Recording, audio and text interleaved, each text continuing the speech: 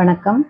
இன்னைக்கு நம்ம ருத்ர முதிரை பார்க்கலாம். ருத்ர முதிரை எப்படி பண்ணணும்னா, ஃபர்ஸ்ட் இந்த கை ரெண்டுத்தையும் இந்த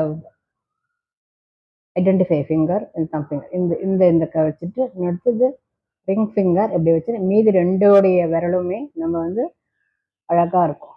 இப்படி ஸ்ட்ரைட்டாக வச்சுட்டு இருக்கணும். இது பொசிஷன்லாம் பார்த்தீங்கன்னா நேராக வந்து ஆகாயம் பார்த்து இருக்கணும். நார்மல் பிரீத்திங்கில் இருக்கணும். நீங்கள் சேரில் உட்கார்றதா இருந்தால் ஸ்ட்ரைட்டாக உட்காந்துருக்கணும். இது எதுக்குன்னு கேட்டிங்கன்னா மூட்டு வலி கால் வலி இருக்கிறவங்களுக்கெல்லாம் இது வந்து ரொம்ப நல்லது. மூட்டு வலி அது மாதிரி இருக்கிறவங்களுக்கு மூட்டு முதிரை தனியாக பண்ணணும்.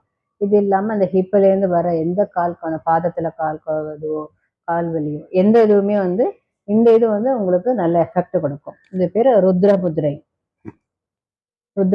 இப்படி வந்து இந்த மூணும் இந்த மேலே ரெண்டுமே மிடில் ஃபிங்கரும் இந்த லிட்டில் ஃபிங்கரும் இப்படி இருக்கணும்.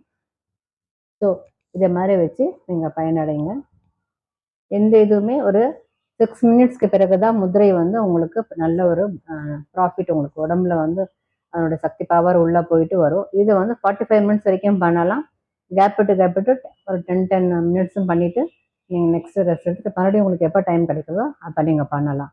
ஸோ 10 மினிட்ஸ் இந்த முதிரை 10 மினிட்ஸ் பண்ணணும். டோட்டலி 45 மினிட்ஸ் நம்ம இது பண்ணலாம். ஸோ இதை பண்ணி நீங்கள் நல்லா யூஸ் பண்ணிக்கோங்க, பயனடைங்க. நன்றி.